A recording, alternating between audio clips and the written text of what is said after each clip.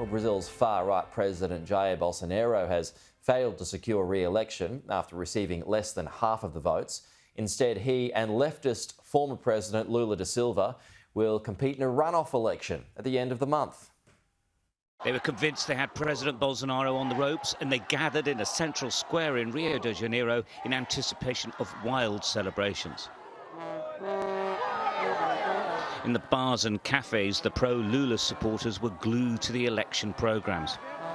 Every win to their man greeted with cheers and singing.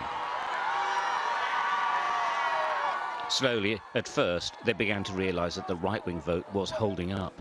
The polls suggested Bolsonaro was more than 14 points off his left-wing rival. That's not how it turned out. I think that if Lula goes to the second round with Bolsonaro, we're going to win. Like, we're Lula.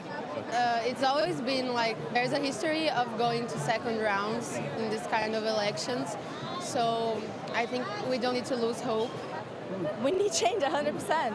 It's just completely like hopeless. I don't know what we're going to do if Bolsonaro wins again. It's just like the worst scenario.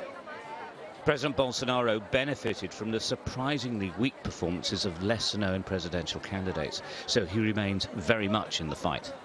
Well, Lula's people thought that they could win this in the first round. They were wrong.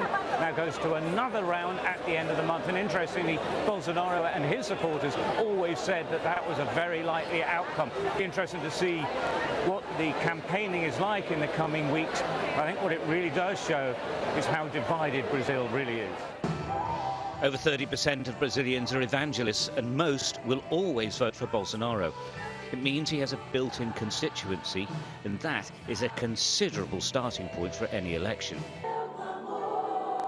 Mas atualmente a pauta da esquerda puxou uma enormidade de valores que vão de encontro aos valores bíblicos, aos valores da igreja. Por isso que o presidente Bolsonaro tem a simpatia do povo evangélico pelos valores absolutos que ele defende da Bíblia.